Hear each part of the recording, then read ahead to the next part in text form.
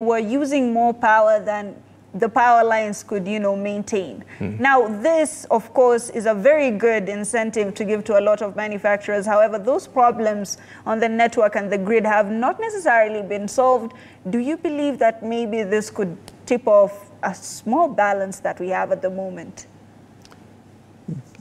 Yes and no. Yes, in the sense that once you level out your demand, then you are able to schedule which power plant comes in at what time, and you are able to see that everything is within limits. Right. However, the distribution system and the transmission system must be such that it's robust to take care of shocks. Right.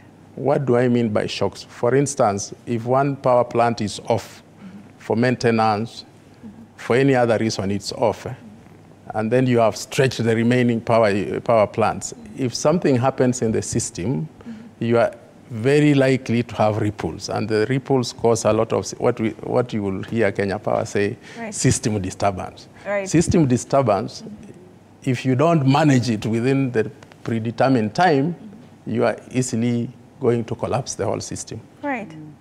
And that's mostly what happens. So we need to have a system that is robust to foresee or to predict these system disturbances. Right. And if that system disturbance is occurring at a time when the loading on the system is high and the capacity is just levelized, right, you're likely to see this. So we still need to build capacity right, of the transmission, distribution, and generation system to be able to withstand those small shocks. Right. And that is, it happens with time. It may not happen tomorrow, right, but that's what I started off by saying. Right. We need now to see how will the future look like. Right. If we don't see the future we want to create, then we will be creating the same right, problem and transferring into the future. So we need to imagine the future. Right. And that future we are saying, will Kenya be an industrialized nation in the next 20 years or 30 years? And if it will be, what kind of industries are we looking at? Right. Will we have steel? Will we have mega cement? Will we have coltan? Will we have, so that we build for that future. And once we build for that future, then these shocks will be nothing. I've seen economies where they don't have even one power interruption in a year. They don't have, yes. So we need a definite goal. We need a definite goal where we want to be in the next 10, 20 years, so that we go there with precision. Right. Yes.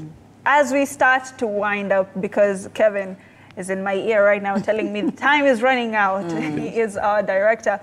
Maybe if you could just tell us, the Buy Kenya, Build Kenya agenda is something that manufacturers have been pushing for a very long time, because there's very stiff competition from, goods that have been imported.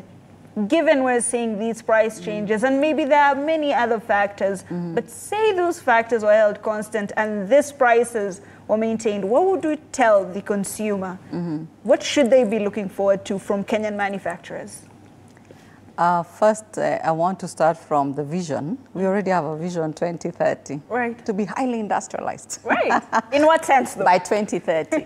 And there are different targets for different sectors: manufacturing, retailers, wholesalers, different sectors, telecommunications, banking. They have targets so that we are highly industrialized, because manufacturing exists in an ecosystem and they must function.